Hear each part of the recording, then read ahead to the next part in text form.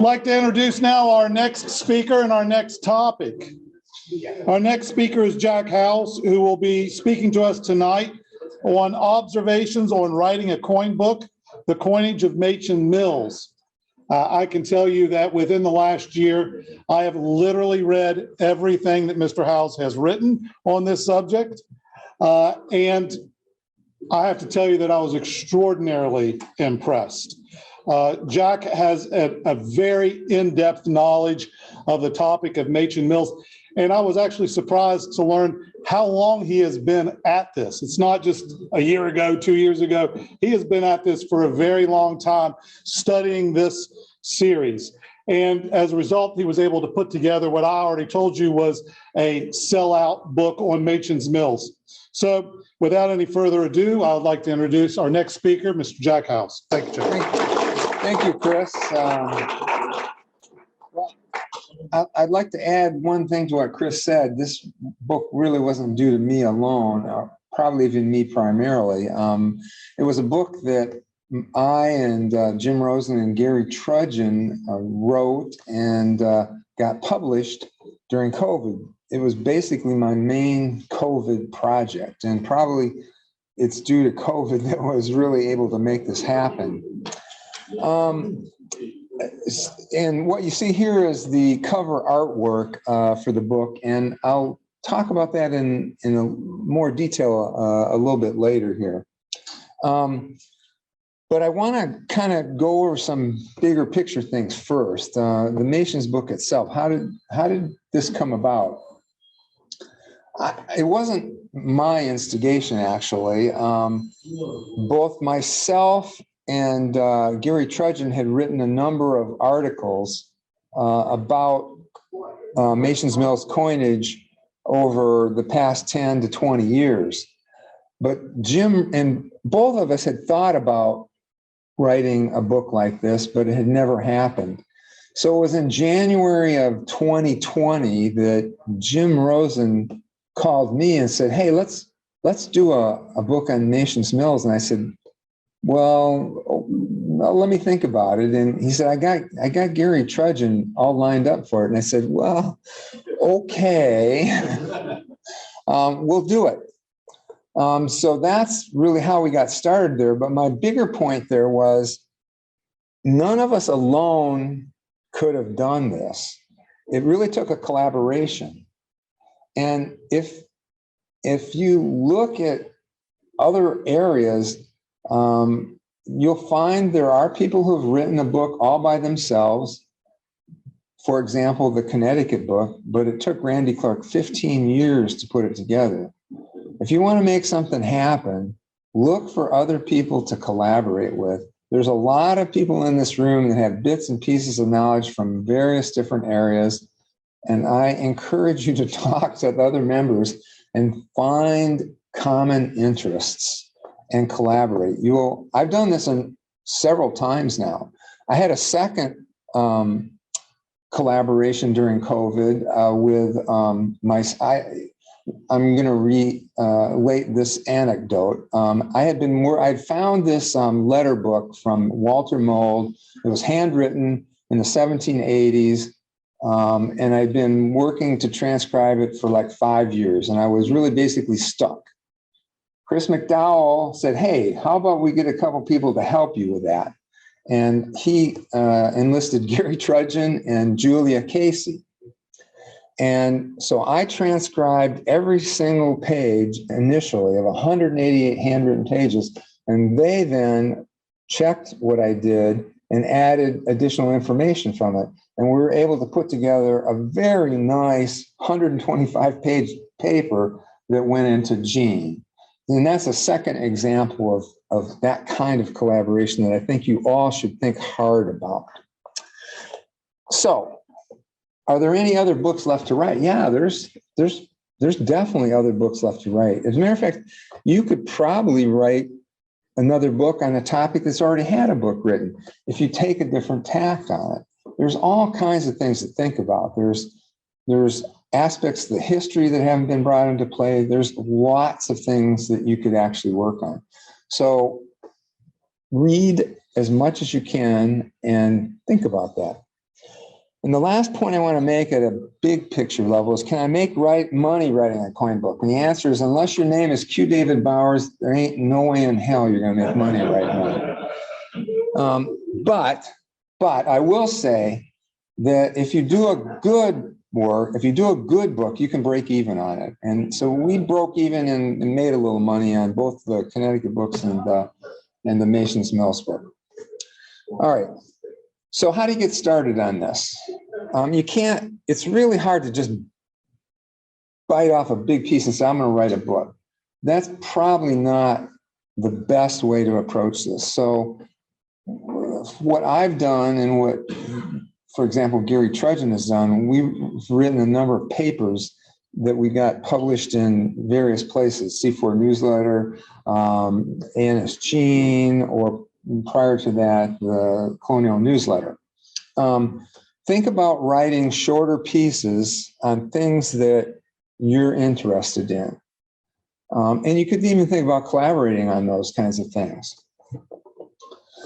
And once you've started on one of those things, you'll get into an editing loop where you'll learn who you should go to work on your paper to get the proper editing done. And that's something that people like Chris McDowell can help you with, Will Nipper can help you with. And the primary places to publish those kinds of things are primarily two areas. The C4 Newsletter, which I assume you're all familiar with. We publish a lot of articles from our members and encourage everyone to think about things that they can publish. Those things added up over time in a certain area could allow you to put a book together in a more practical approach to putting a book together. And of course, the A&S Gene that Chris McDowell has been editing now for the last 4 or 5 years, is a wonderful publication. Those are reviewed papers, and I certainly encourage you to submit things to there also. But when you get to the point where you think you really want to do a book, the C4 Publication Committee is really who you need to work through once you get to a certain point. And there's a well-defined procedure now for interfacing with that committee. Okay, so another big point that occurs really early on when you're writing stuff is what software do you use? And there's really 3 choices, but there's only one that's very commonly used: Microsoft Word, Adobe InDesign, and LibreOffice. Now, Microsoft Word has been the standard word processing application for as long as I've been involved with computing. And Adobe InDesign, however, is the choice that professionals would use to take a text and turn it into a book. But it is not easy to use. It's expensive, and very few people will personally use that. It has been done, not by any member of C4 that I'm aware of. And then the last choice that I'd point out is something called LibreOffice. That's open source software. It's free, but I don't think it's as robust, I don't think it's quite time to think about doing a book on that. You certainly could do a paper in it. It can produce PDF outputs. Over time, that will get better, and that's something that I've been trying to move towards open source myself. I'm tired of Microsoft and Adobe, and it's something to keep your eye on over time, but right now it's not prime time. So Microsoft Word, so that's what all the books that I've been involved in with C4 have been produced using Word, and then converting Word to PDFs that go to a printer. But there's a lot of issues with Word, and these are ones that are serious issues that if you're thinking about doing this or collaborating with somebody, you have to think about these. There's all sorts of versions of Word: Word 2010, 2007, 2013, 2016, and most recently Office 365. If you're using different versions of Word, you can have serious compatibility issues. Try not to do that if that's at all possible. for example, for the Machin's book, we all three of us used Word 2010. Now, the second point I have up here is the worst problem I've ever run into in a piece of software. This is in every version of Word that I've actually had access to. I've not checked this in Office 365, but Word has a bug where if you create a file that's greater than roughly 100 megabytes, it will do the worst possible things to you. When you open it up and you're editing it, but you have not saved it, normally one would think that if you exit it out of there, you would not lose anything. But that is not the case with this bug. You will lose all that you have done previously.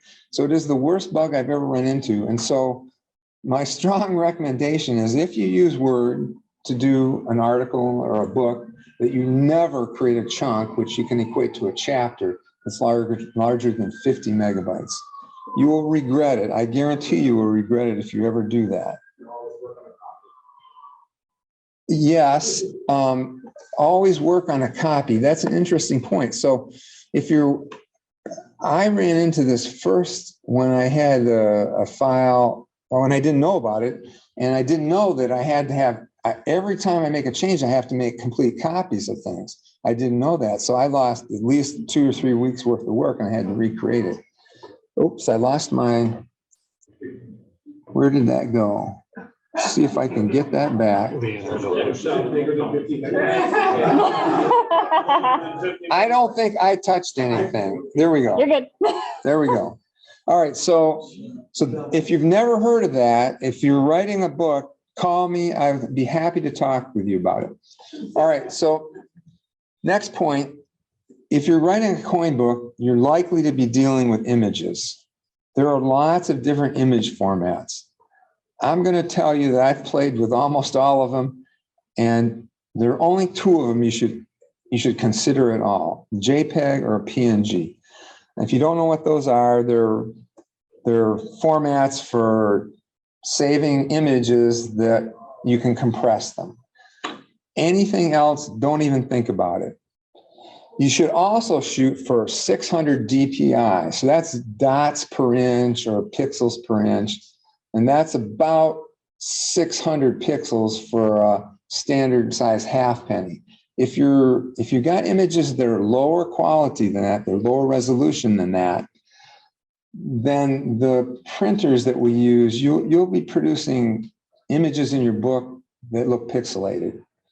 So that's a standard that you should shoot for. And that you can't always meet that standard. For example, in the Machin's book, I found that through analysis software that was run at the printing company we used, there were a number of images that didn't even come close to 300 DPI. Sometimes you have to accept lower quality images, but that's the number you should shoot for. Because less than 300 DPI is a problem, and you will not like what they look like when they're printed out at less than that.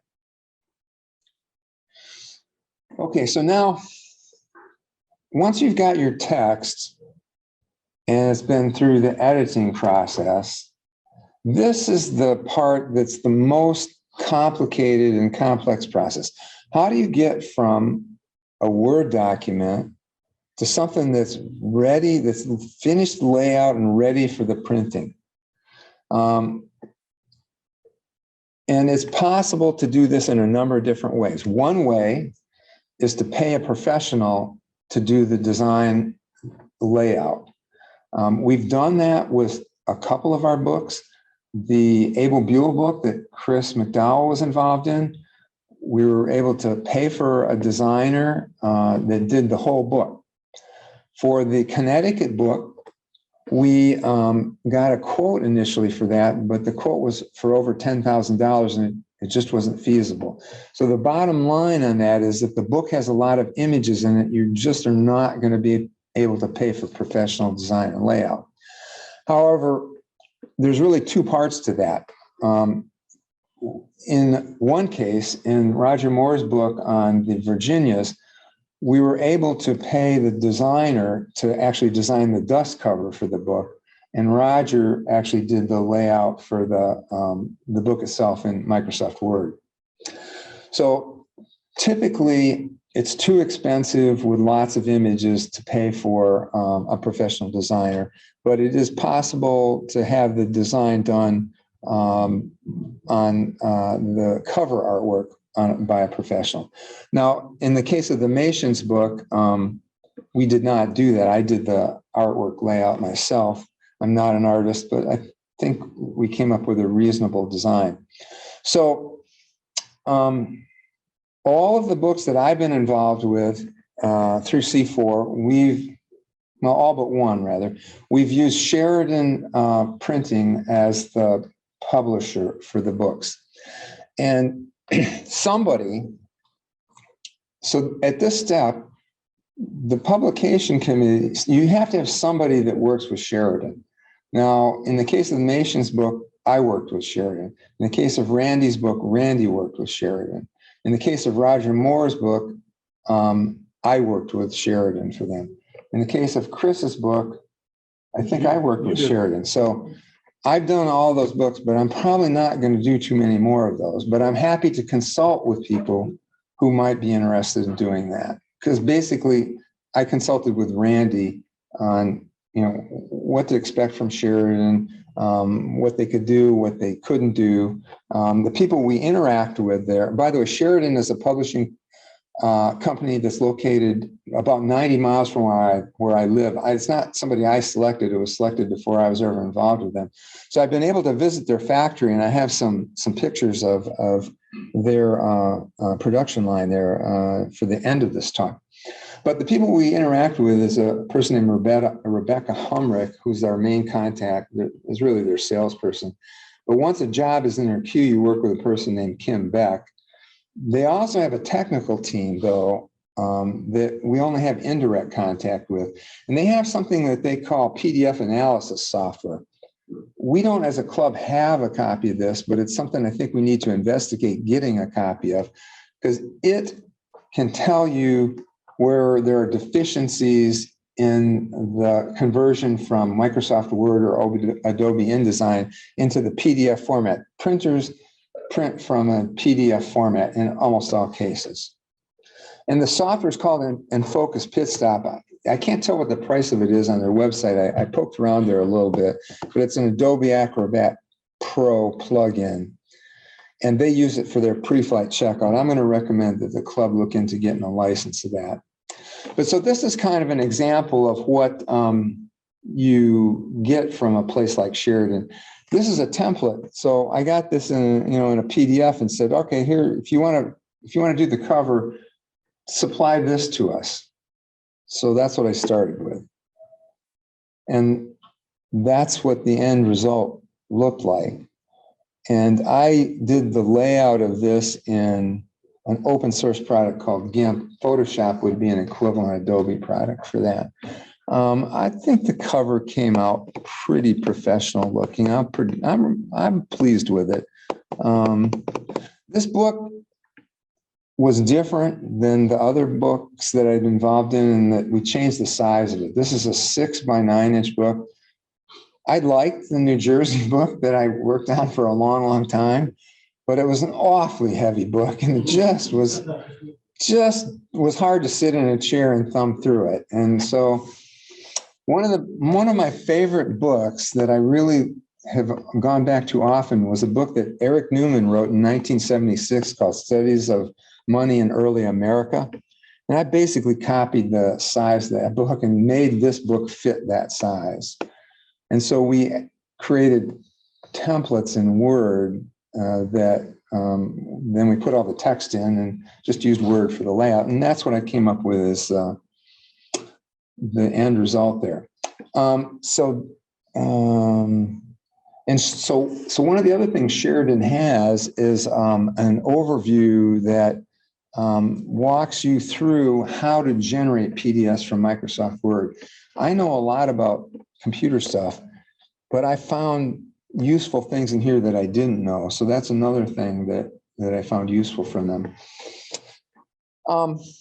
I finished talking about this with some pictures from Sheridan's factory in Manchester, Michigan. They probably have about 100 people who work there. They have a number of large, what are called offset presses.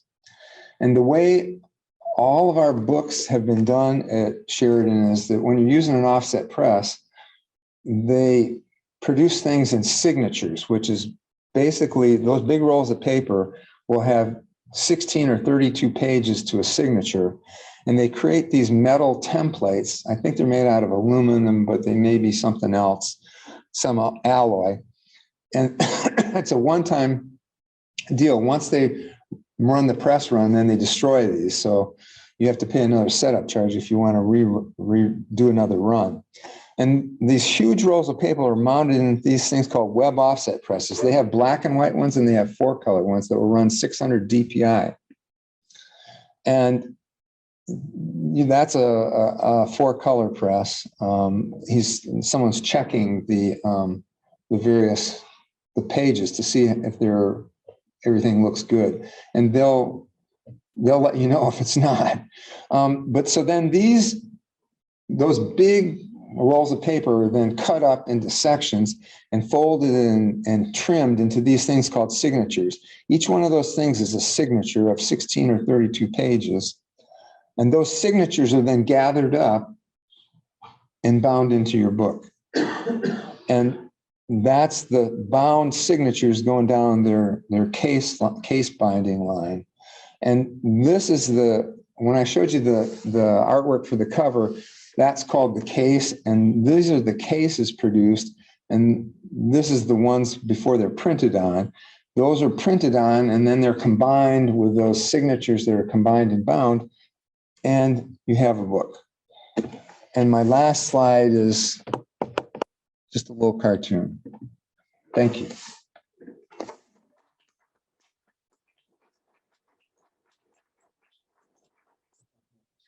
Image copyright? Oh, sure.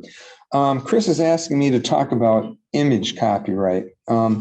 So, for example, in the Machin's book, a lot of the images were ones that I took, which copyright's obviously no issue. But a lot of them were also images from Stax Bowers or Heritage. And prior to writing the book, we contacted both Stax Bowers and Heritage and asked if we could have permission to do that. And for almost any nonprofit situation, they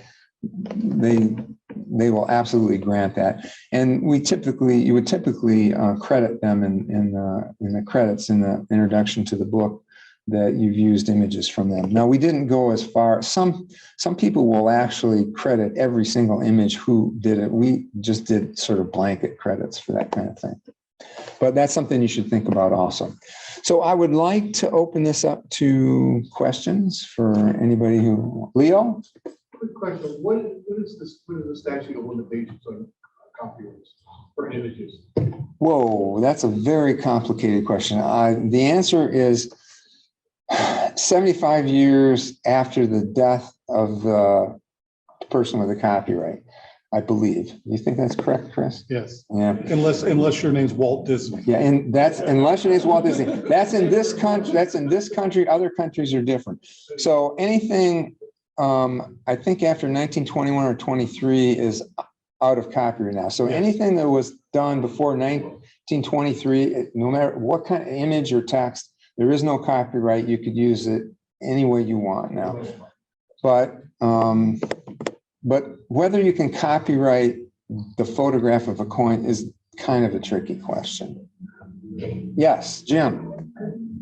Jack sort of went over this briefly, but about this, but he was amazingly instrumental in taking what Gary and I wrote, putting it into the way that finished product was. Without Jack's computer expertise, this never would have happened. So if you're thinking of writing, make sure what are your work says what we have, because I wrote stuff you want, but when it goes into words, you have a 271A, 1484A. That's why they let me put my name first. The other thing that's fun is there are Machin's books available, not by the club anymore. The club is essentially sold out, but other people have bought these books. So Charlie, David, you have the books if you want them. Thank you, Jim, for those kind comments. But I'd also point out that there are other people in the room other than myself that have those kinds of skills too. Hey, yes, Will. Well, aside from the software issues and memory issues and all that, I was struck by how many decisions there are that are physical in nature. What kind of cover do you want? What kind of foil and printing on the cover or glossy cover? What kind of binding do you want? What weight of paper do you want? Should it be acid-free? Should it be, there's all kinds of physical things, even down to the ISBN number on the back, printing that on the back, and the pricing and all that. I didn't mention ISBN numbers. I actually should say something about that. The club will, ISBN number, every book that you publish should have an ISBN number for a number of reasons, but they're inexpensive to get, especially if you buy them multiples at a time. So for the club in the past, we bought a few of them and we've used them all up. So the next book that comes along, we'll have to buy some more, but they're $10 to $20 a piece. But you should have one of those, and every book that we published has had an ISBN number. But Will is absolutely on point about physical decisions. That, I mean, there are, how do you develop enough expertise to make those? I'm not really sure of the answer other than doing it multiple times. And I have to say, the first time I did it, I'm not sure I came up with all that good of answers. But so probably the real answer is to consult with people who've done it before. Will has done it before. I've done it before. I'm not sure who else that I know of has actually.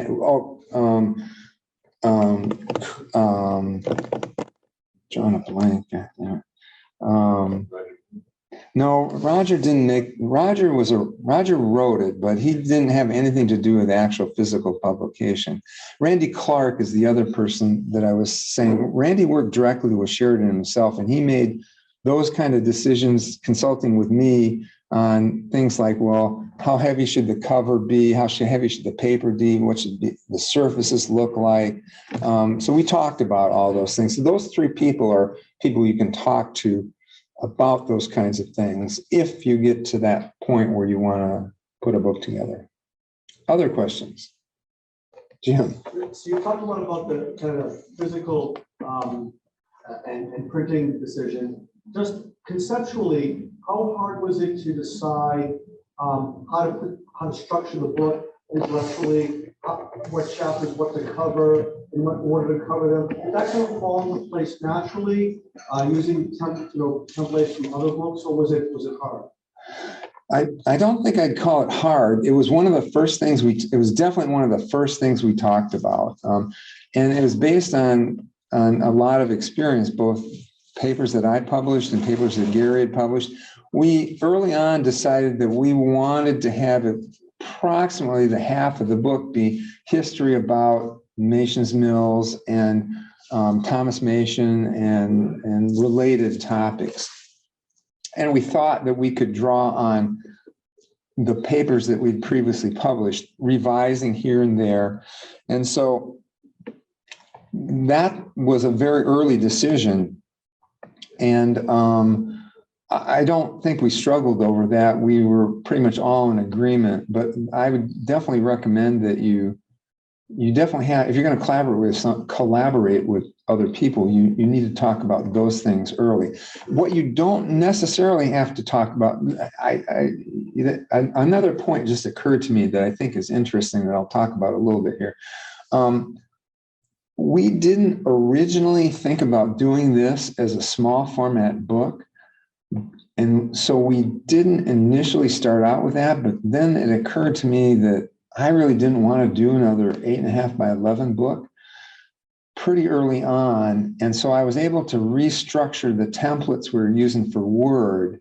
And that made it, because we did that early, we didn't have to do a lot of rework. So so the format of the book does come into play, and it should be pretty early that you think about whether you want to do an 8.5 by 11 book or you want to do a smaller book. Because if you don't, you may have to do a lot of rework there. Jeff. So this is obviously going to change from book to book, but can you give us an idea of what your costs are? Yeah, I can, I think.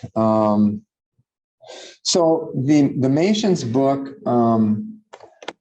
book cost about $11,000.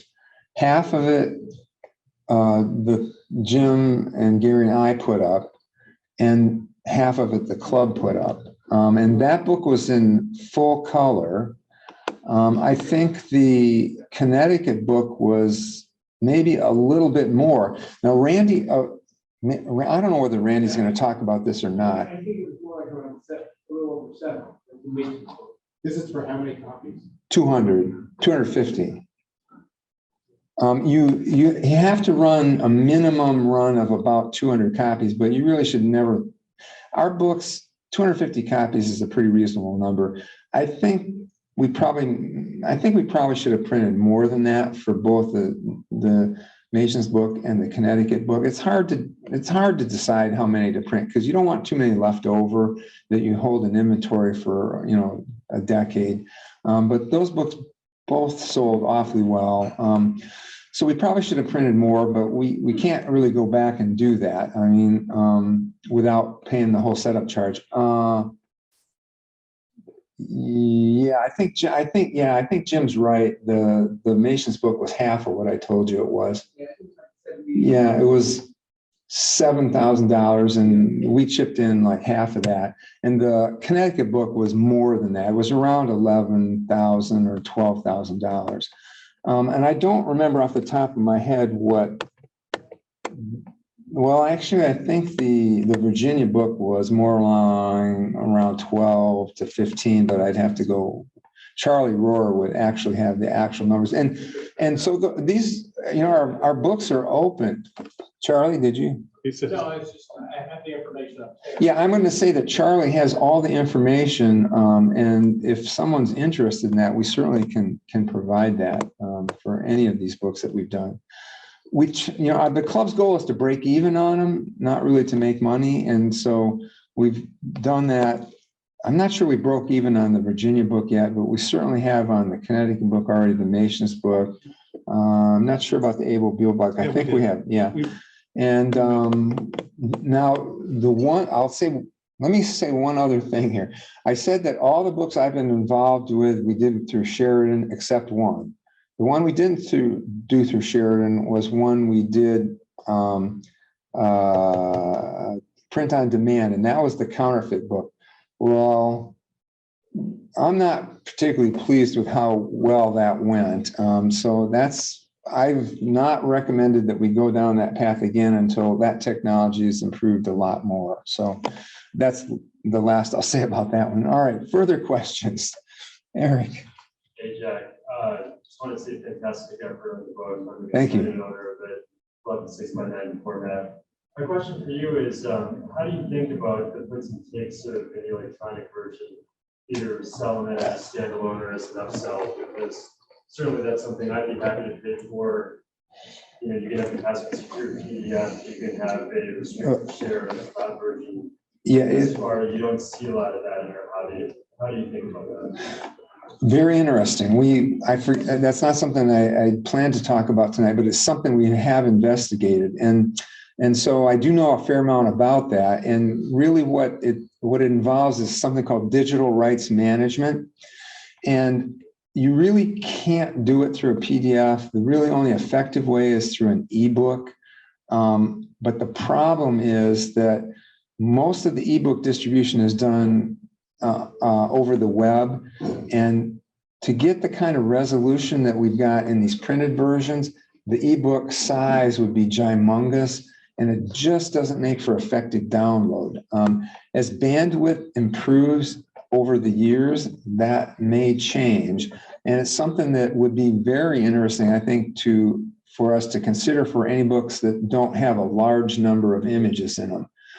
For example, Chris's book on Abel Buell, it would not be hard to make an ebook out of that. There's software that you can take a PDF and convert it into an ebook with. I've played with it, but we have not gone down that path yet. Any more questions? Okay, thank you very much.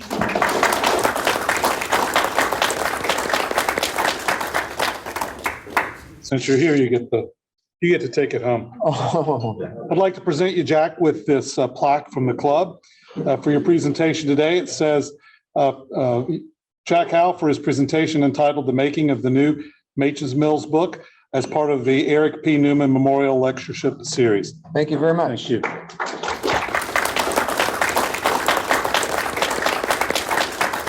And that does remind me that this is the Eric Newman Lectureship Series. This series of lectures was named after Eric Newman, who did bequeath this club a large endowment. And so we are very pleased to name this series in his honor.